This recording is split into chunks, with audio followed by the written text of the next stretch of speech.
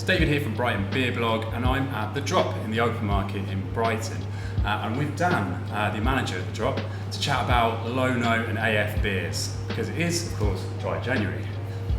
We were talking a little bit about your experience, but give us a bit of a synopsis of what you do, Dan. Sure. So I've been managing The Drop for just over 3 months now.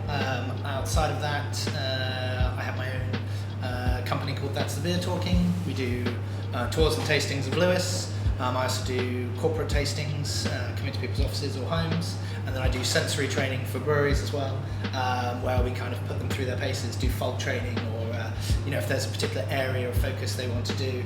And then outside of that, I'm also a beer judge. So dry Jan is perfect for me. It's pretty much the only time that I don't have some sort of judging or some sort of obligation in the diary, whether that's tastings. And it's also a perfect reminder for me to remember what good sleep feels like. So dry Jan's good for me, but it'll be replaced by a very wet Feb for sure. Nice. We should try a couple of the beers. So you've got a couple here that are your favourites. Definitely. Where do you want to start, and tell us why? Maybe show it to the camera. Yeah, for sure. We do have a very good range of non-alcoholic beers, and I think I found two in particular this month that have really helped me. Because they are so close and so indistinguishable that it's kind of limited me trying everything, if I'm honest with you. But I think we'll start with probably. So these are the ones that have taken you away from trying the broader range. Yes, so a little good. bit. I've still been trying, but I think this Rothaus, Rothaus, fantastic brewery from the Black Forest in Germany. Well known for their fantastic lagers and wheat beers. The wheat beer is something that we always have, and there would be certain regulars from from around here that would kill me if we stopped getting it. This one is a bit more limited edition. They have it on at the beer house at the moment on tap, which alcohol-free version. Yeah, which I have to go and try very shortly. But I mean, honestly, when you talk about things being close or sort of getting close to being indistinguishable from the real thing, I mean, even just the way that this looks in the glass. The head retention, there's been some great proteins gone into that. It just looks a picture, and even the aroma, it doesn't smell mealy or worty. You can smell there's sort of noble hops in there. I think there's a slight kind of green apple that you get there, which I think is like more of a yeast thing than any kind of fault. Yeah, you smell a little bit of yeast in that. And just that. But definitely malt coming through, really light malt. That doughy straw. cracker straw. Yeah. And then well, cheers anyway. Cheers. Yeah. I think I've got a bigger share. That's it.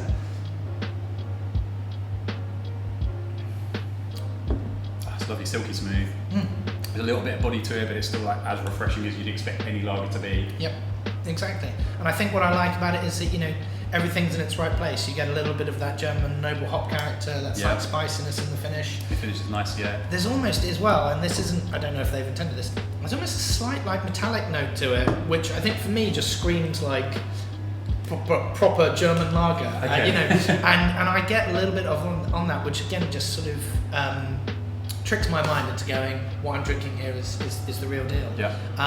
It's so it would be a Pils style. This is a German Pils. Yeah, doing a really really good lager is very very difficult. Doing a really good alcohol-free lager, I'm sure is equally difficult. Right. Yeah. But it's probably. So there's nowhere to hide, when you're adding like adulterants or you're doing controlled fermentation and just sort of stalling the fermentation before it's finished. So I think what I like about this is it feels honest. It doesn't have much like many off notes. Like there's a little something. Do you think it's still conditioned quite a long time? Like saying, is it lagered? I think I would imagine they would lager this, cellaring and conditioning the beer properly, particularly for lagers because they have the lower temperatures, means that the diacetyl may not have been sort of blown off or may still be present in the beer. There are ways, given that you're using lower temperatures, to engineer it so that diacetyl doesn't form, but another way that you can do it is just by cellaring it for a long time. So I would imagine these guys being Germans, they're probably not adding stuff. Well, they probably can't add stuff to be Reinheitsgebot. The way they do this is, we were talking a little bit before about the different ways that you can remove the alcohol, and these guys do that the vacuum approach. So they will make the full beer, and then they will basically place it in a vacuum, which means that the boiling point of the alcohol comes down from boiling to a lower temperature, so that when it comes off the beer, it doesn't take as many of the aroma and the flavour compounds with it that you might expect from if you're boiling it at 100 degrees, you know, where a lot of the nuance and the niceness of the beer cup goes away with it.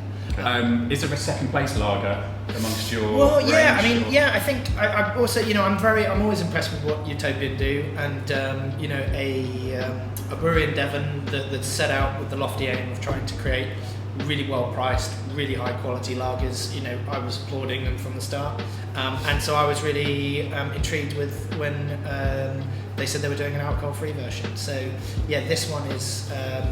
You know, it doesn't have the hop complexity of the Rothaus. Okay.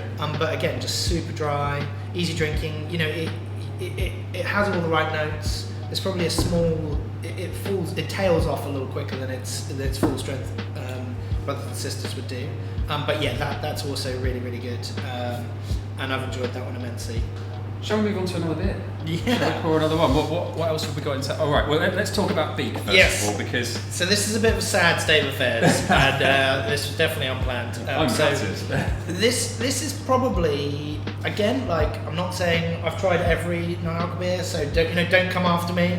But I think in my experience from Dry Jan, this is probably the one that I've enjoyed and come back to the most. This is Beak's Flwrs. This is Beak's Flwrs that they've done with We Can Be Friends, who are slowly but surely seemingly becoming the go-to collaborator for breweries when they want to make or enter into the foray of non-alcoholic beer. I think Beak have done one previously, but the reason why I'm showing you this slightly dented can and we can't pour it out is because I ordered 2 cases of it. I think the beer sold out very fast. And it says something for its desirability that someone ordered a dozen from me this morning. So that took out the rest of my stock, which is why I can't show you. I can't taste it. We could be really sad and smell like we're talking about the quality of ingredients. That smells super hot. Like any Beak beer would. Absolutely. Yeah. So you know they've really gone after this, and I think the thing that I really like about this is, as well as getting the carbonation right, so it doesn't have that like bite and it doesn't thin out the body too much. It's also got a nice bit of sweetness to it. Okay. It's not just dry on dry, which can then mean that the beer is one-dimensional. It's just satisfying because the hoppiness and that sweetness give the impression of fullness and richness as well. Okay. And so yeah, I hate the fact that we can't try that. But if you're able to get the Flwrs, they are brewing it again in February, so I've been told. And you know they have a mission to make the best non-alcoholic IPA in the world. I would not say with certainty that it is, but it's certainly been helping me a lot in Jan, and I've been drinking a fair few of them. I do live in Lewis, so they're one of my local breweries, and they've got it on tap in the brewery, and yeah, it's just.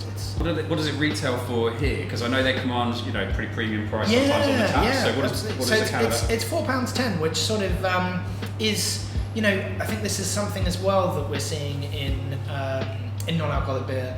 It is an understandable, I guess, maybe skepticism around the rising costs of non-alcoholic beer.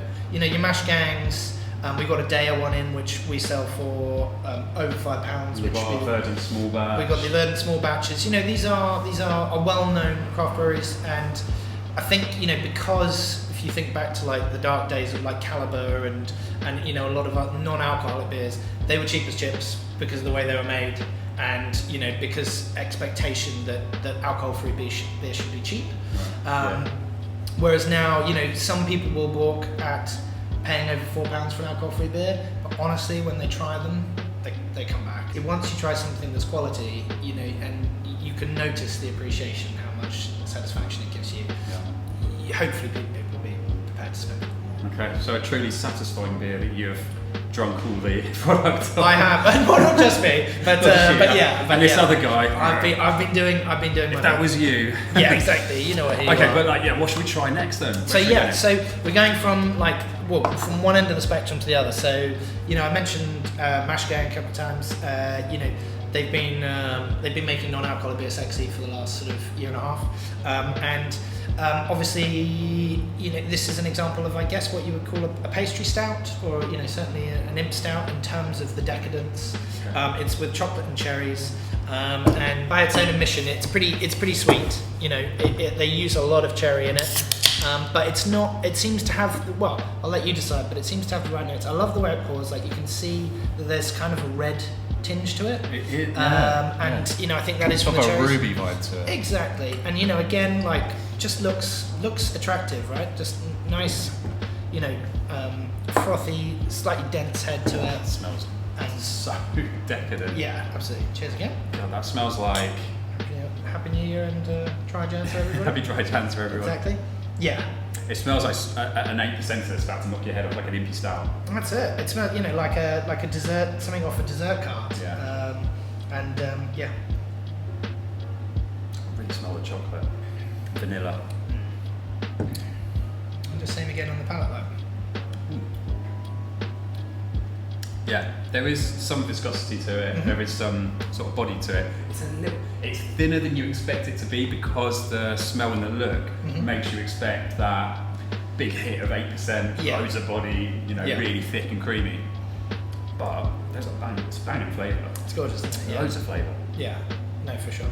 I know this, everyone obviously likes to pour their beers in their own way. I think, what I would say, because they can be a little thin-bodied, is don't be afraid to pour these beers hard.